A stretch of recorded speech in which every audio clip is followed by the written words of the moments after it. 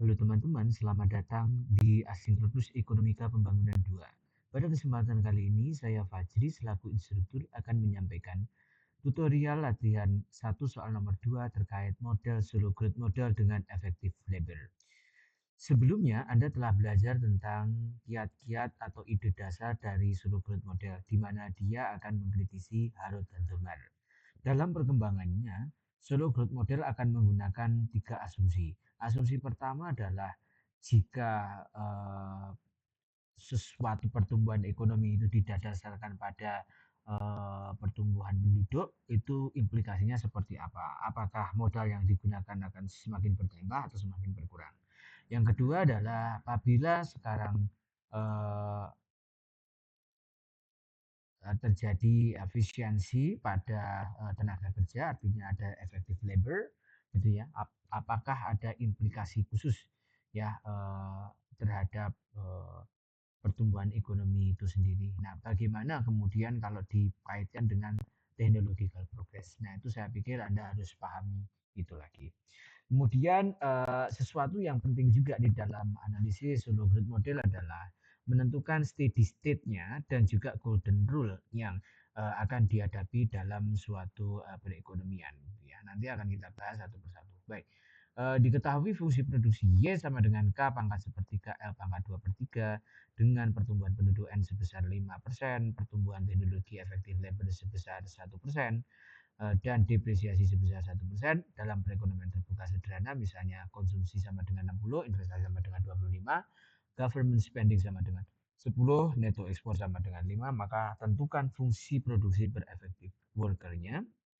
Kemudian tuliskan persamaan akumulasi modal per effective worker, tentukan break even investment, tentukan golden rule of capital, serta komponen-komponennya. Baik, jadi kita selesaikan dulu untuk soal nomor 1. Diketahui fungsi produksi sama dengan K pangkat sepertiga L pangkat 2 per 3 gitu ya. Ini adalah fungsi produksi makroekonomi gitu ya. Uh, Fungsi produksi makro gitu ya.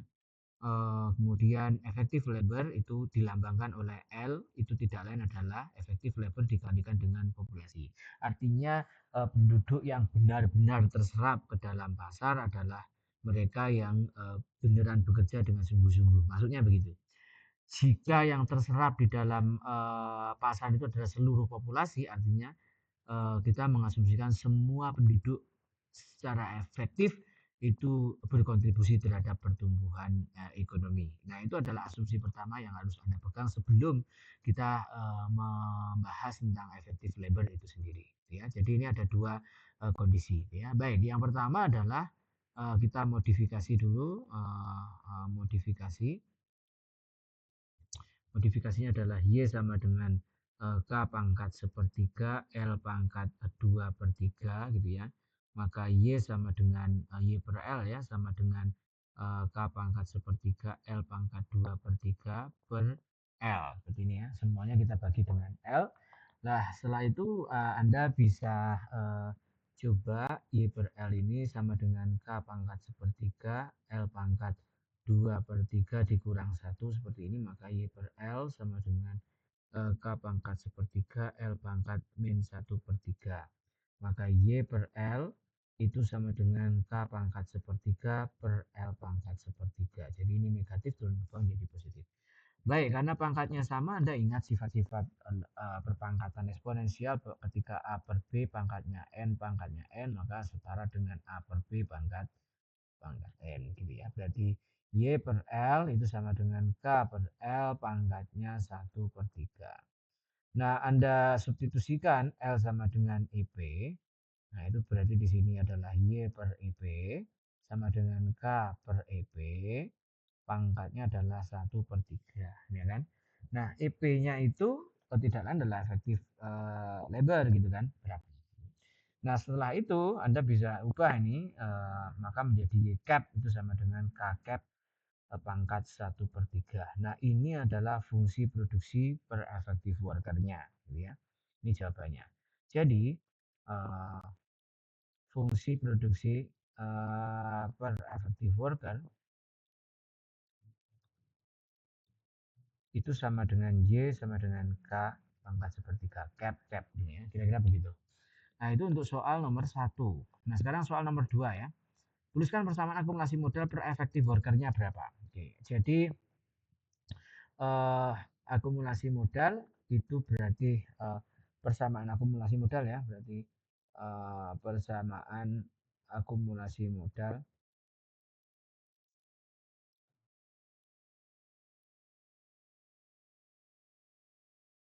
itu adalah investasi masa depan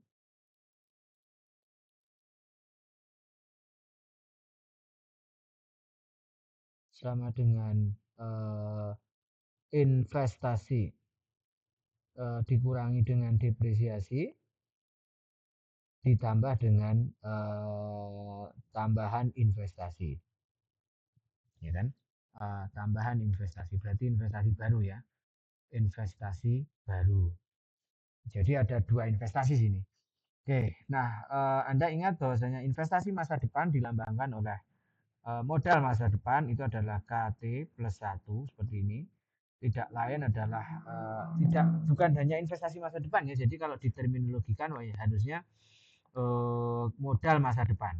Jadi modal masa depan. Yang betul modal masa depan bukan investasi masa depan ya, tapi modal eh, modal masa depan. Jadi ya, termasuk investasi sendiri berarti K T min depresiasi berarti ini KT seperti ini plus delta KT seperti ini. Oke. Nah, berarti saya akan punya KT plus 1 sama dengan KT keluar KT berarti tinggal 1 min delta kecil dari KT plus delta KT seperti ini. Nah, oke, jadi kita sudah mendapatkan persamaan akumulasi modal sebagaimana berikut ini. Jadi ini kita punya KT plus 1 sama dengan 1 min delta kecil daripada KT ditambah dengan, nah ini adalah investasi. Seperti ini ya. Oke, setelah itu Anda ingat bahwasanya ini persamaan satu, ya kan? Yang kedua itu berkaitan dengan persamaan akumulasi modal ketika sudah dibagi berdasarkan eh, per workernya, labor per workernya itu berapa ya. Labor per worker itu tadi dilambangkan oleh L, sementara untuk mendapatkan labor efektif workernya adalah kita harus menghitung melalui EP gitu ya. Jadi setelah Anda hitung L-nya baru Anda hitung EP-nya ya gitu ya. Jadi ini persamaan pertama itu ya. Nanti persamaan kedua yang harus Anda ingat adalah investasi itu harus sama dengan saving gitu ya. Di mana saving sendiri adalah APS kan gitu ya, APS dikali Y, T kan gitu kan. Nah, APS itu adalah S kecil lambangnya gitu ya, YT kan gitu kan. Kira-kira begitu. Nah, ini yang persamaan kedua yang harus Anda ingat gitu ya. Berarti setelah itu kita kembali ke persamaan satu untuk memasukkan unsur ini ke sana. Nah, sebelum itu Anda harus ingat lagi bahwasanya ada beberapa terminologi yang harus dipahami gitu ya. Yaitu terminologi yang disebut sebagai pertumbuhan penduduk gitu ya. Pertumbuhan penduduk berarti kan N gitu ya. N pertumbuhan penduduk itu tidak lain adalah PT plus 1 dikurangi dengan PT dibagi dengan PT kan gitu kan. Ini adalah pertumbuhan penduduk, N-nya adalah berarti PT plus 1 dibagi dengan PT dikurangi dengan 1 seperti ini. Sehingga ketika pindah luas ke sini adalah N plus 1 sama dengan PT plus 1 per PT kan gitu kan. Nah, kira-kira ini persamaan yang harus Anda pahami.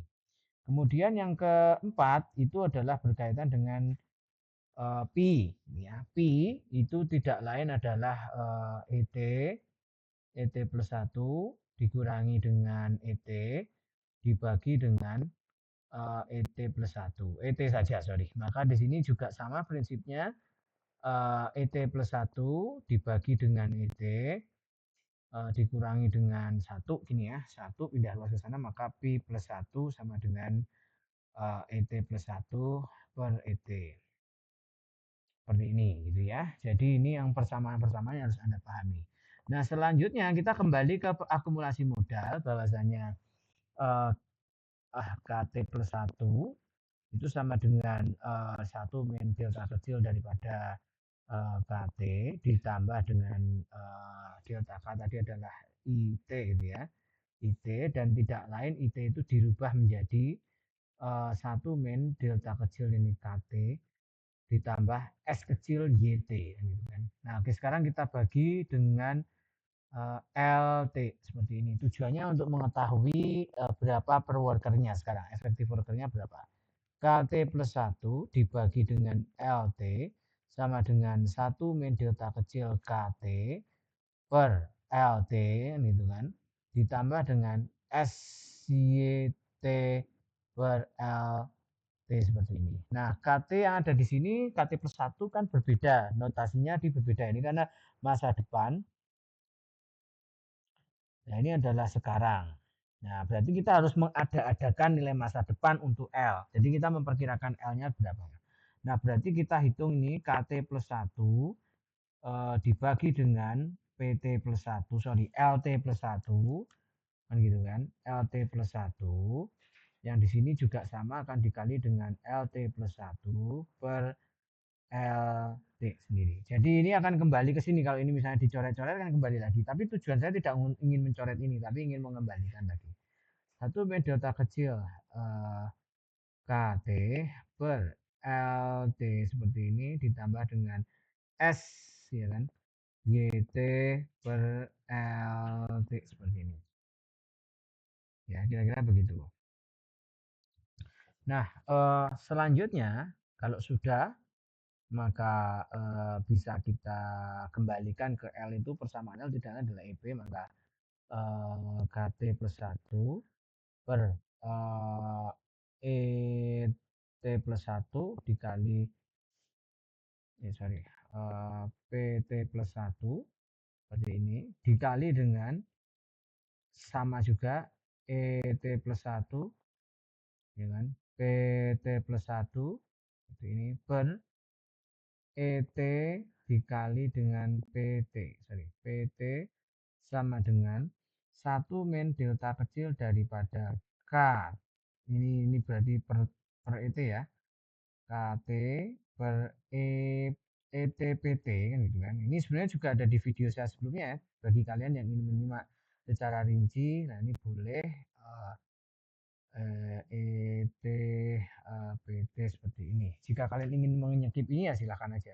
Nah, ini per ini tidak lain adalah KT cap ya, yaitu KT plus 1. Yang ini sendiri tadi adalah 1 plus P, yang ini adalah 1 plus N.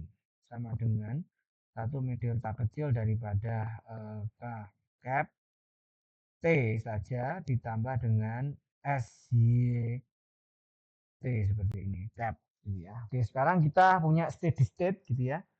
Nah, ini adalah persamaan akumulasi modalnya yang bisa kita nyatakan gitu ya. Oke, kira-kira begitu teman-teman. Nah, terus kemudian pertanyaan berikutnya apa yang muncul ini? Oh ya, tentukan break even investmentnya berapa. Nah, oke. Diketahuinya sudah ada semua ya itu ya, break even investment. Nomor berapa tadi? Nomor 3 ya, break even investment. Ini ya, break even investment atau kita sebut steady state. Yaitu kita tulis persamaan akumulasi modal 1 plus P 1 plus N sama dengan 1 min delta K gitu ya, KT ditambah SYT. Seperti ini, setiap KT plus 1 itu sama dengan KT sama dengan K bintang. Jadi sekarang kita punya K bintang berarti K bintang 1 plus P 1 plus N sama dengan 1 min delta kecil dari K bintang plus SY bintang. Ya, jadi ini keseimbangan di dalam steady state gitu ya. Berapa tingkat investasi yang paling optimal untuk bisa dicapai oleh suatu negara dalam meningkatkan pertumbuhan ekonomi itu dicapai melalui break even investment gitu ya. Nah, kebalikannya itu adalah golden rule.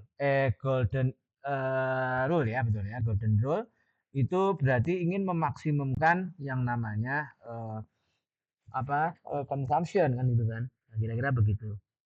Nah, sekarang kita coba selesaikan dulu yang di sini. Berarti K bintang K bintangnya yang di sini adalah eh, ini Anda kalikan ya bla bla bla selesai berarti satu plus B plus N plus BN ya kan sama dengan 1. Nah, ini K-nya masuk ya kan. K bintang min B K bintang plus SY bintang.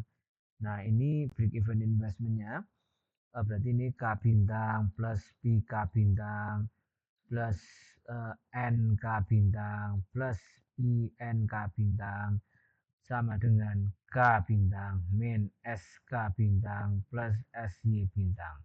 Coret, coret berarti sekarang tinggal punya ini. Nah, ini mendekati 0 ya.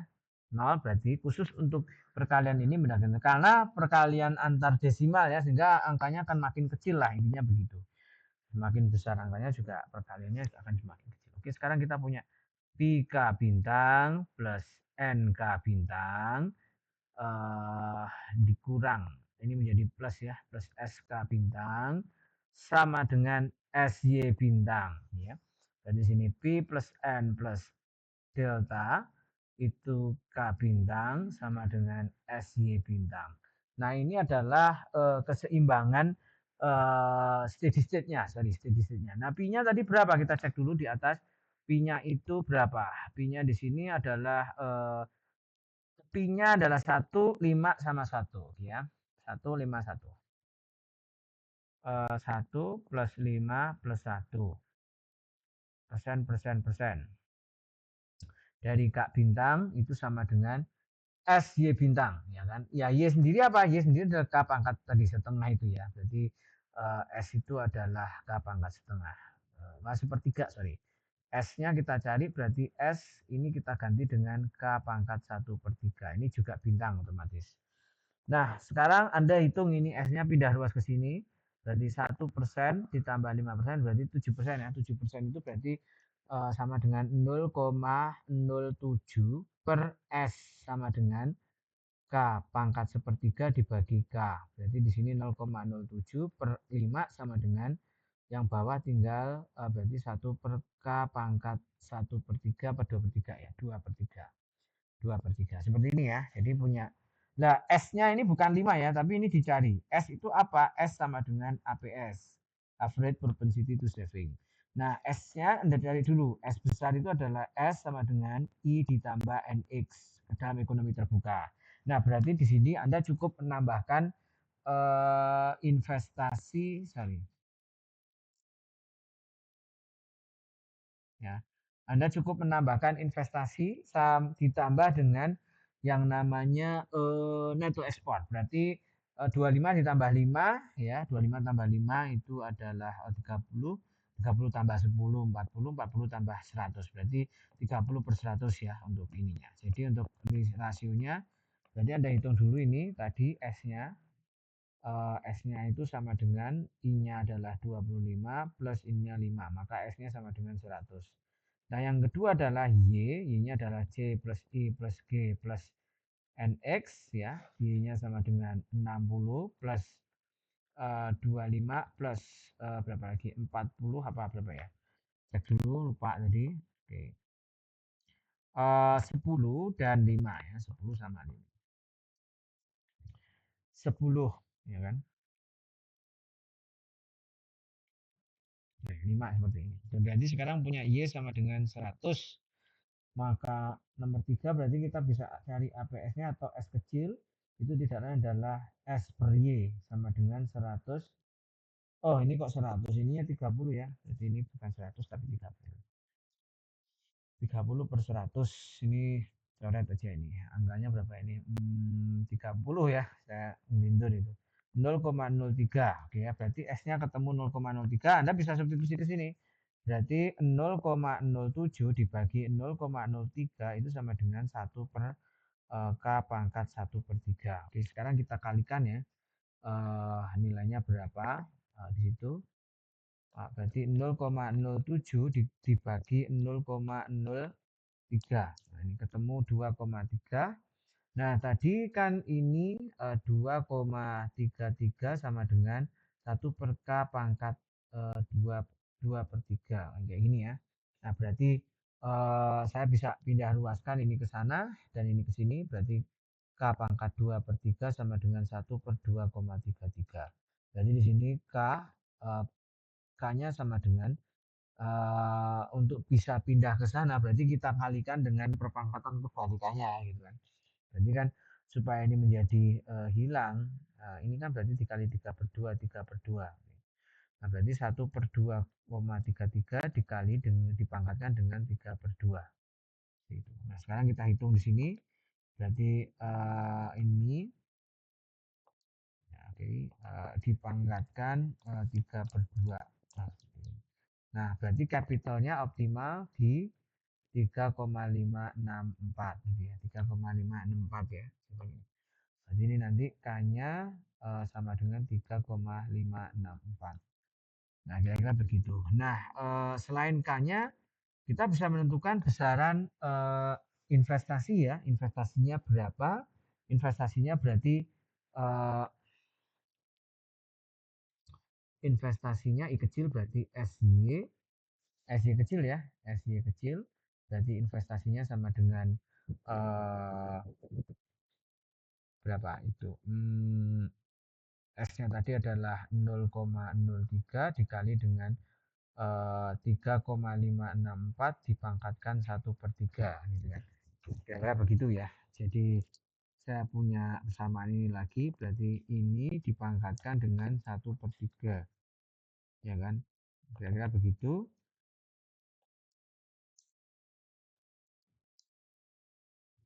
Kali 0,03 seperti ini. 0,045 ya kan? 0,045 sekian-sekian gitu ya. Jadi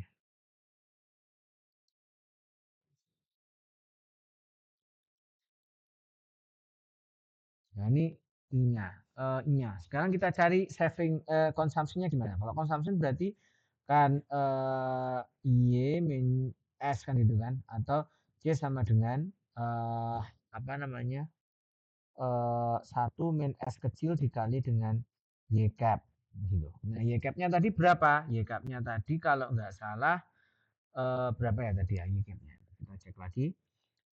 Nah, kita masukkan aja di sini.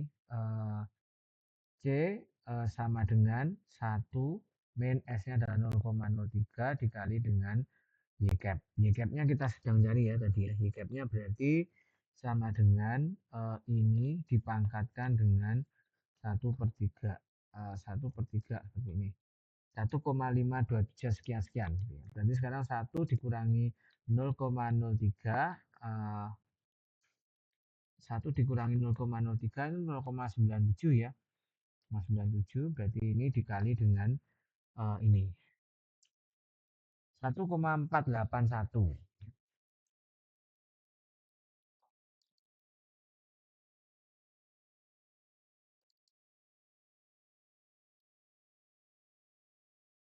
Ya. Jadi ini dikali dengan 1, berapa tadi? 1,5275. 1,5275 ketemulah C cap-nya adalah berapa tadi barusan 1,481. 1,481. Nah, ini ada jawaban dari konsumsinya, investmentnya ini sekian. Nah, berarti Y-nya berapa? Y-nya adalah sebesar 3,5. Y-nya adalah sebesar berapa tadi? Y-nya itu 1,275 ya tadi ya. Kira-kira begitu. Ini adalah Y-nya. Oke, baik. Terakhir sekarang kita selesaikan apa yang namanya apa tadi ya? Oh ya, Golden Rule of Capital beserta komponennya. Saya tadi punya ya apa itu? Jadi Golden Rule itu adalah maximize C subject to K ya. Maximize C subject to K. Berarti kita harus bangun fungsi C-nya. C itu adalah Y min SY. Kan gitu ya. Berarti apa namanya, Y sendiri adalah fungsi dari K, fungsi produksi, dan ini adalah tabungan, tingkat tabungan yang dikalikan dengan fungsi produksi kan seperti ini. Itu kira-kira analoginya begitu ya. Maka C-nya sendiri adalah K pangkat sepertiga dikurangi dengan 0,03 pangkatnya adalah fungsi fungsi ininya tidak lain adalah fungsi K ya, kalau nggak salah begitu. Ini adalah fungsi K-nya saja. Ya. Nah, bagaimana kalau misalnya sekarang kita menghadapi situasi yang demikian gitu ya?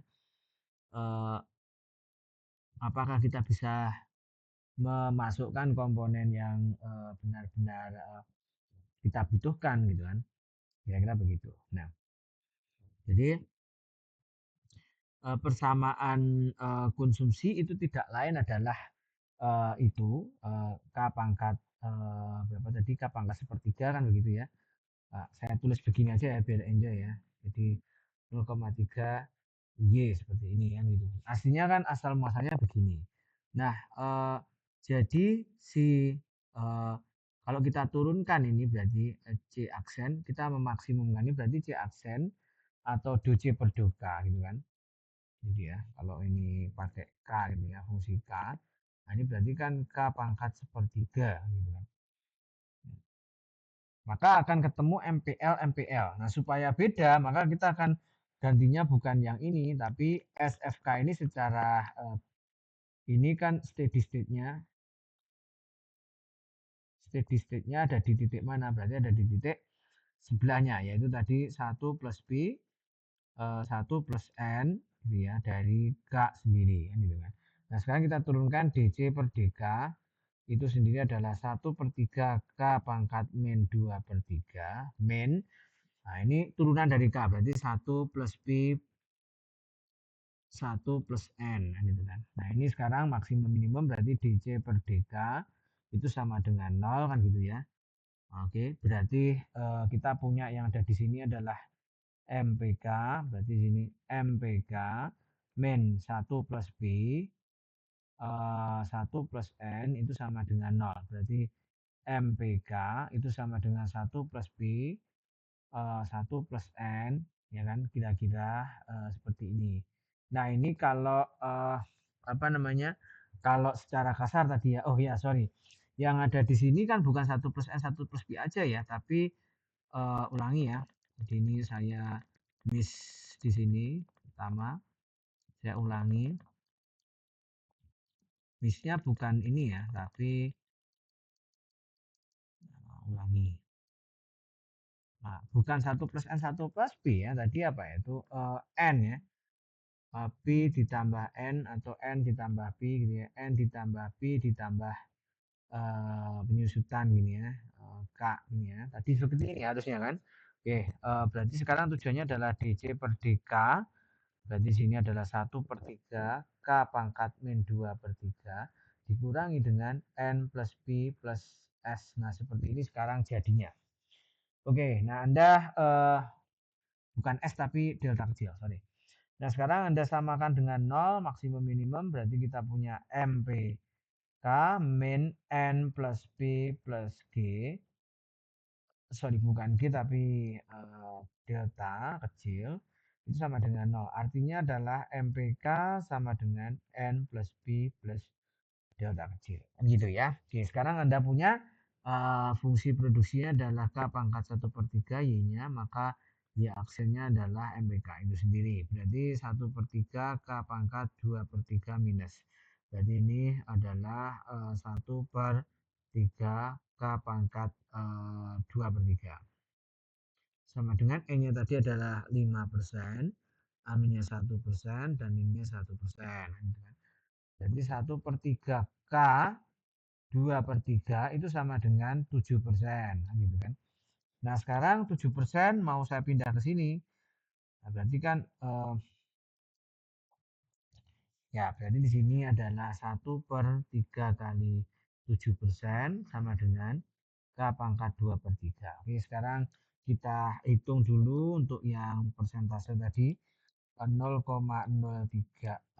berapa tadi? Ya, 3 sorry ya, sama dengan 3 dikali 0,07 seperti ini. Ya, 0,07 berarti ketemu kan? Nah, kita akan kalikan dengan si 2/3 ya. Jadi ini adalah K yang ini pangkatnya adalah 3/2. 0,96 ya, semoga nggak salah. Ulangi. Oke, ini pindah ke sana jadi akarnya dibalik ya. Oke, saya pikir clear ya. Berarti ketemu berapa barusan? 0,0962.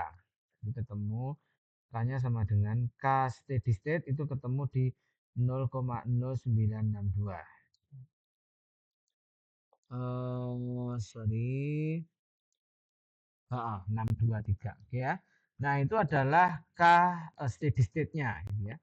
Nah, sekarang bagaimana dengan kalau disubstitusi ke yang lain? Jadi kalau kita substitusikan ke dalam fungsi Y, dia akan menghasilkan besaran apa namanya? Besaran output per workernya kan gitu kan. Berarti kita masukkan ke sini kan, berarti K pangkat 1/3 Y sama dengan 0,0962 dipangkatkan 1/3 gitu kan. Nah, kira-kira begitu. Nah, berarti sekarang saya punya ini pangkatnya adalah 1/3 ketemu 0,4582. 0,4582. Berarti di sini Y-nya adalah 0,4582. Nah, Y-nya lebih kecil ya dibandingkan ini. Ini adalah Y steady state-nya. Oke, nah setelah itu Anda bisa samakan Y steady state tadi ke dalam si simulasi modal kan tadi kan kita punya P plus eh, P sorry N plus P plus apalagi ya satunya ya tadi delta daripada K ini itu sama dengan S daripada YG kan gitu kan. Kita ingin mencari S-nya sebetulnya berapa sih S yang bisa mengoptimumkan ini semua kan gitu kan. Jadi S yang bisa digunakan untuk mendapatkan itu berapa sih gitu. Kita sedang cari S-nya. Oke, berarti sekarang kita punya 5% plus 1% plus 1% dikali dengan K-nya adalah 0,0962 sama dengan S dan Y-nya adalah 0,4582.